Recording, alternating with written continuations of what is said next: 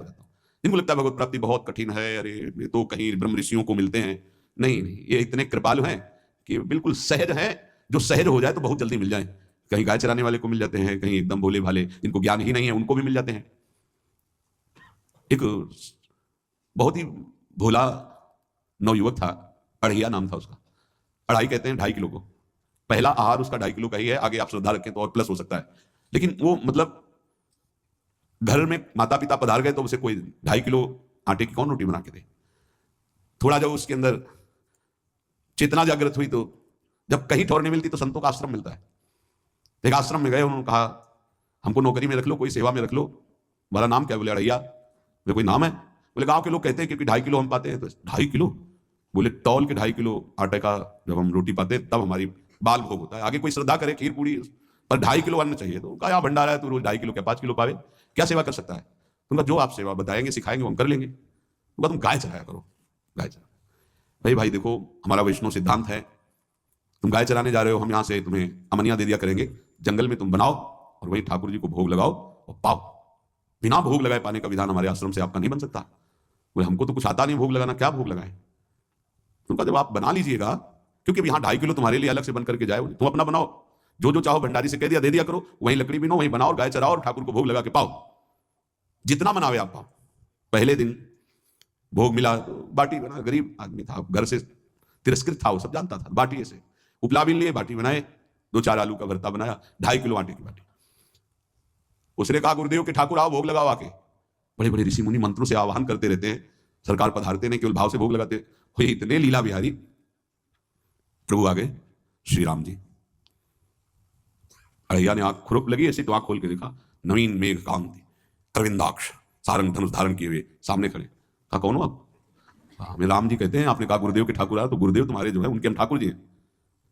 सही में आते हो तुम? बोले आए तो गए, हम पाएंगे। बड़ी खुशबू आ रही है आलू के भरता की, तुम्हारी बाटी बनी हुई। और गुरुदेव ने कहा तो भोग लगा के पाना, मतलब आप पाते तो है नहीं, सुना है? बोले नहीं पाते हैं, पर सबका नहीं पाते हैं। आप जैसे भक्त जब पुकारते तो बिल्कुल कुछ नहीं जानता था, इसलिए हम कह रहे बड़े बड़े विद्वान और योगी जन रास्ता देखते रहते हैं। हरिवंश महाप्रभु ने इसीलिए लिखा है, मुनि मन ध्यान धरत नहीं पावत, करत विनोद संग बालक भट। ये विनोद करते प्रकट हो जाते बड़े बड़े मुनियों के जो ध्यान में नहीं आते। कहा आज तो आप हमको ऐसे ही रखोगे क्योंकि आप आ गए तो आप भी। तो प्रभु ने कहा जब तुम 2.5 किलो पा सकते हो तो हम तो 2.5 मन भी पा सकते हैं। बोले हमको ये पता नहीं था कि गुरुदेव के ठाकुर इतने भूखे रहते, पर आप अलग पत्तल में ले लो, अपने पूरे पत्तल में तुम आपको पाने दें। बोले भोग थोड़े ऐसे लगाया जाता कि तुम अपना रखो, तुम अपना रखो। और बोले आंख मूंद कर तुम बैठो, जैसे तुम्हारे गुरुजी भोग लगाते हैं तो आंख मूंद लेते हैं, अब हम पाएंगे तुम्हें। तो आंख मूंद लिया, चलो भाई पाओ। सोचा एक आध बाटी पा लेंगे, बीच बीच में खोल के देखता जाता, भगवान सब चाट गए। भगवान बड़े करत विनोद संग बालक वट, हरिवंश महाप्रभु कह रहे करत विनोद संग बालक वट, मुनि मन ध्यान धरत नहीं पावत। आंख खोला, बोला आज हमको भूखे रखोगे? बोले जानते हो तुम्हारे गुरुजी ने क्यों भोग लगाने के लिए कहा? आज एकादशी है, तो तुम्हारे गुरुजी के यहाँ एकादशी रह जाती है, इसीलिए तुमको अमनिया दिया, वहां बनाया नहीं, और तुम्हें रोज अमनिया देंगे। तुम रोज आओगे हम बुलाएंगे तो? अब आप बुलाओगे रोज तो आएंगे नहीं, हम रोज रोज आएंगे। बोले तो ठीक है अगली बार से। बोले गुरुजी आपके ठाकुर जी आए थे, हमारी सारी बाटी खा गए हैं, 5 किलो आज से हम ले जाएंगे, 2.5 किलो आपके ठाकुर जी के लिए, 2.5 किलो अपने लिए। बहुत हंसी आएगी। तो वहां कुंतलों का सब भंडारी का देखो, पूछने की जरूरत नहीं, जितना कह दे दो। 5 किलो के हिसाब से आटा के अनुसार भरता बनाने के लिए आलू वगैरह से सुबह से गाय लेके निकल जाता, जंगल में छोड़ दी, उपला में आग लगाई, बनाया, गोले गोले रख करके, तो कोई समय तो लगता नहीं। आग पकी हो तो बहुत सुंदर बाटी बनती। बाटी बनाया, भुरता बना के, पत्तल बड़े बड़े जंगल के से। कहा गुरुदेव के ठाकुर पधारो। आंख खोल के देखा साथ में सिया जी। उसने कहा ये कौन है? बोले हमारी अर्धांगिनी है। तो कल क्यों नहीं बताया था आपने कि अर्धांगिनी भी है? ये भी पाती है? बोले हमारे जैसा ही। जानकी जी बैठ गई, राम जी बैठ गए, बड़ा सा कुछ में, पर जानकी जी इतनी करुणा वात्सल्य बरस रही थी कि कुछ बोल नहीं पाया, बस देखा ऐसे, कहा पाओ गुरुदेव के ठाकुर। प्रभु आराम से, सिया जो खूब स्वाद बखान बखान करके पाए। वहां खोल करके देखता आज भी हम 2.5 किलो अपने लिए लाए थे, लेकिन ये दोनों पा गए। गुरुदेव 7.5 किलो। बोले क्यों? आपके ठाकुर की पत्नी भी है ना? कहा है तो दोनों आए थे। किसी को विश्वास नहीं हो रहा था। दे दो भाई, अरे गाय को खवाएगा, दे दो, कुछ करेगा, क्या कमी है यहाँ? 7.5 किलो आटा लेकर। अब तो समय लगा, 3 बजे तक बाटी बन के तैयार हुई पत्तल में से। गुरुदेव के ठाकुर पधारो। बस उसको बुलाना होता था कि विनोदी प्रभु, साथ में लखन जी, राम जी, सिया जी, लखन। ऐसे देखा, ये कौन है? बोले छोटे भाई। आपके भाई भी है? हाँ है।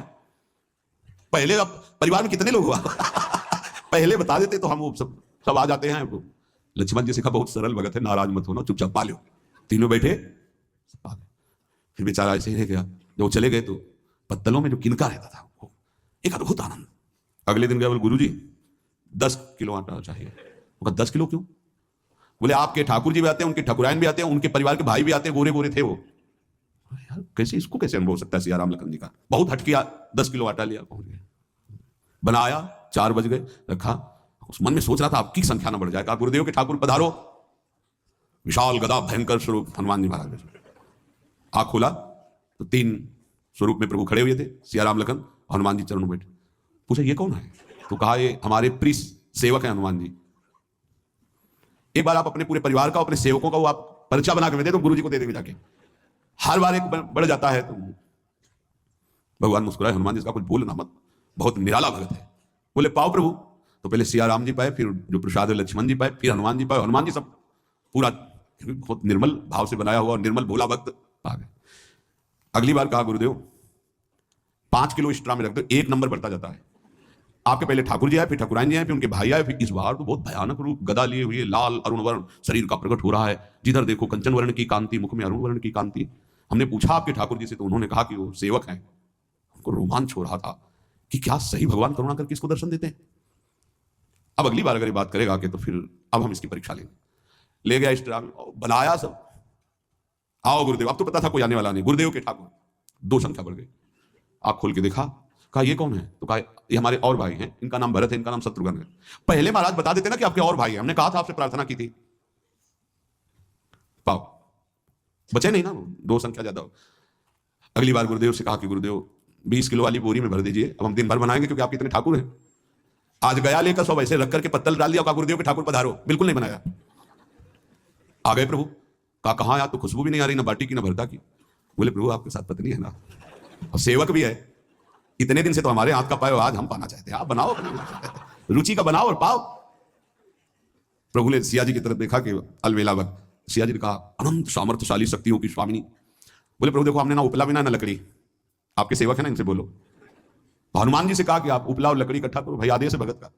लक्ष्मण जी चूल्हा जला रहे हैं, व्यवस्था आग की, और सिया जी के आंखों में आंसू भी आ रहे हैं, धुआं भी लग रहा है, पर बना रहे हैं।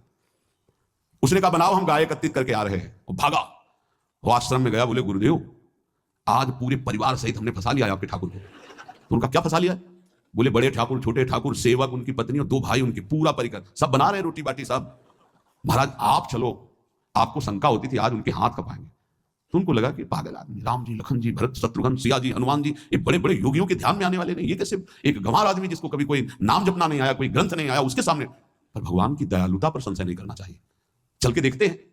जो ही वहां गए, चूंकि निरंतर भजन परायण थे, वहां गए तो पूरा राम दरबार उपस्थित, और बड़ा सुंदर व्यंजन स्वयं जानकी जी बना रहे। प्रभु के चरणों में साष्टांग दंडोत है। कहा प्रभु लीला समझ में नहीं आई। भगवान ने कहा देखो जो ज्ञानी भक्त हैं उनके लिए मैं अत्यंत तर्क के द्वारा भी पकड़ में नहीं आता, जो विद्वान है उनकी विद्वता मुझे छू नहीं सकती, लेकिन जो दीन है और भोले हैं उनके सामने मैं अपने इस दिव्यता, इस महानता को देखो। तुम्हारे इस भक्त की आज्ञा पर हमारा पूरा परिकर लगा हुआ सेवा में। ठाकुर जी की कृपा से गुरुदेव का प्रताप, जो ऐसा सौभाग्य मिला, परोसने में दोनों गुरु और शिष्य, पाने में प्रभु। बाद में जब प्रभु ने पा लिया तो जानकी जी ने उच्छिष्टामृत प्रभु का लेके और कहा देख आज तक तू मुझे देख नहीं पाया देखते हुए भी, इसीलिए कृपालु है। एकांत में श्री तुलसीदास जी रोकर प्रार्थना करते हैं, जनक श्रुता जग जननी जानकी, अतिशय प्रिय करुणा निधान की, ताके जुगपद कमल मनाऊं, जासु कृपा निर्मल मति पाऊं। करुणा निधान प्रभु श्री राम की अतिशय प्राण संजीवनी मूरी, प्राण प्रिय सियाजू की, सीताजू के चरणों की वंदना करता हूं, जिससे प्रभु को पसंद है निर्मल मति निर्मल मन। उनकी कृपा से मेरा मन निर्मल हो जाए, मति निर्मल हो जाए, तासु कृपा निर्मल मति पाऊं। जीव ही जानकी जी ने अपने कर कमल से उस बालक को पवाया, अढ़ैया को, त्रिगुण माया का मल नष्ट हुआ, वो जो सच्चिदानंद प्रभु का साक्षात्कार निहाल हो गया।